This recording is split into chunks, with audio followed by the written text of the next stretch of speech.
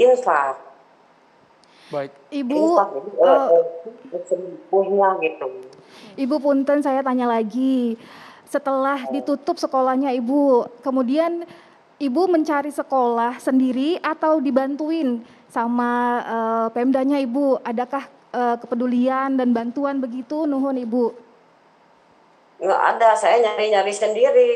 Dari mulai itu kan saya bingung nih anak saya mau sekolah di mana, saya nyari-nyari sendiri. Belum ada bantuan dari manapun. Oke. Ibu Sampai Melati, saat ini. kami ingin Ya. tahu Bu, dari pesantren Heri Wirawan ini dapat tidak Bu, administratif mungkin ijazah atau mungkin raport Raport, atau begitu, Bu. apa gitu Bu?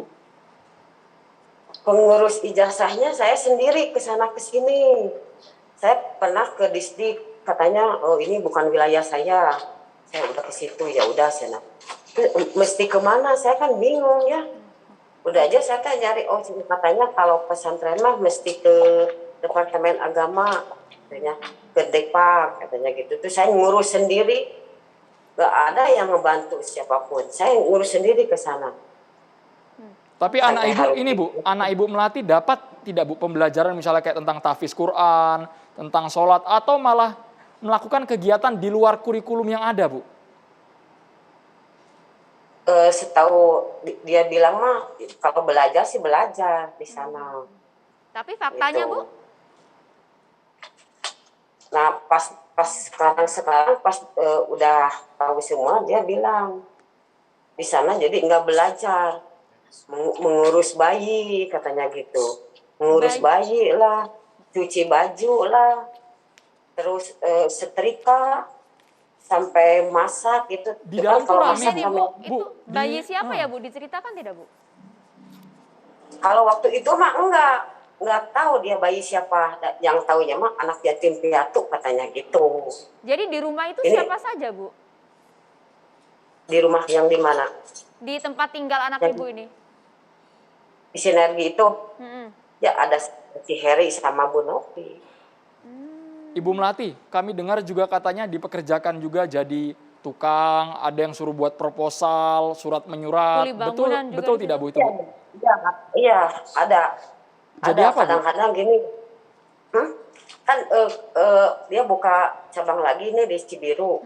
Dia suruh ngadu, suruh ngangkat-ngangkat apa? Kayak tukang lah gitu. Jadi anak-anak santri semua itu yang dipekerjakan di situ. Termasuk anak Ibu? saya. Oh, oke. Iya, Anak Ibu usia berapa Bu? Maaf. 12 tahun. 12 tahun. Baik, Ibu, silakan. saya izin bertanya. Iya. Anak ibu kan 3 tahun. 3 tahun itu Iya. kan bukan waktu yang sebentar ya, gitu. Di situ.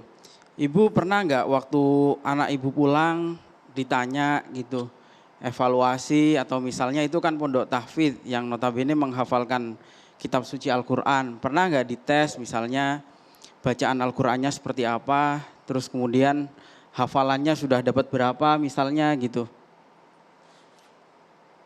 Suka. Dia kan udah 2 juz. Dan memang bisa dites baca Bisa. Al-Quran itu 2 juz itu hafalannya ada? Ada. Emang bisa 2 juz dari pertamanya kan masih Iqra 3 ya masuk ke situ teh. Sekarang udah 2 juz Baik. hafalannya. Sekarang kan sudah kejadian seperti ini. Rencana ibu untuk anak seperti apa Bu? Sudah bersekolah sekarang ya, paling udah bersekolah di swasta ya. Itu juga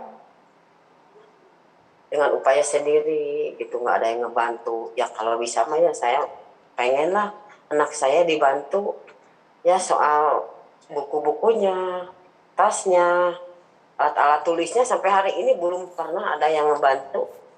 Iya, baik Bu. Semoga ada penonton di sini ya, mungkin dari pemerintah yang mau membantu Bu ya. Terakhir mungkin Bu, pesan Ibu kepada orang tua anak yang lain ketika ingin mengirimkan anaknya ke pesantren, pesan Ibu seperti apa?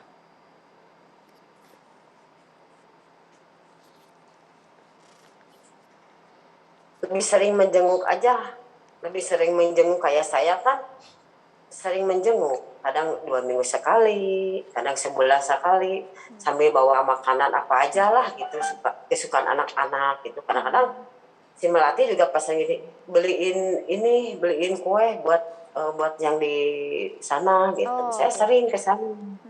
Ini di tempat yang baru Bu ya, bukan di tempat yang lama, bukan di tempatnya Heri ini.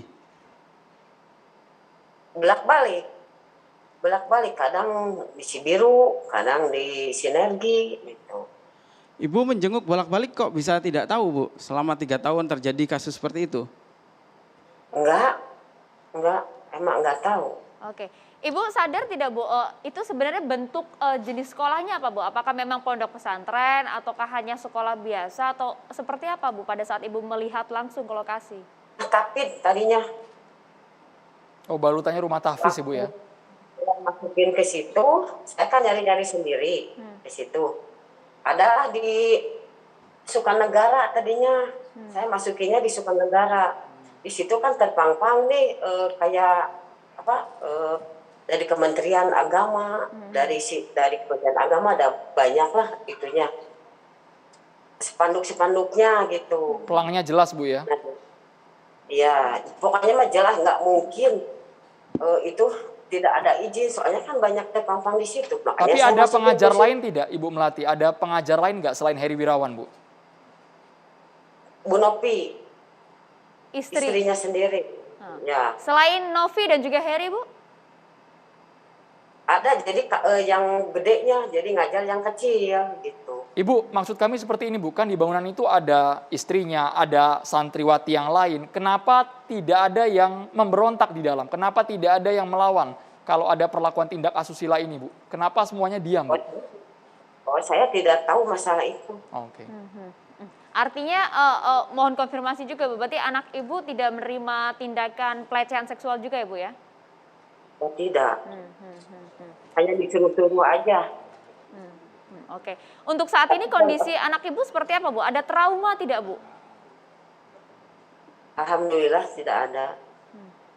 Baik, Ibu Melati. Nanti kita akan elaborasi bersama dengan sejumlah narasumber. Sekali lagi terima kasih banyak Ibu Melati. Sekali lagi nama keluarga korban kami rahasiakan, kami samarkan identitasnya untuk menjaga agar para korban tidak trauma. Karena saat ini kondisi psikisnya juga masih fluktuatif ya, Iya, Maria. terima kasih banyak Ibu Melati atas kesaksiannya. Assalamualaikum. Sesaat lagi pemirsa kita akan berbincang langsung bersama dengan para kiai di sini dan juga Ibu Mari dan juga Mas Naji, Pak Kiai Holil dan juga Ustadz Fahmi. Hanya di catatan demokrasi kami ingin tahu lebih dalam seperti apa langkah ke depan karena ini sudah mencoreng nama pesantren di tanah air. Tetaplah bersama kami.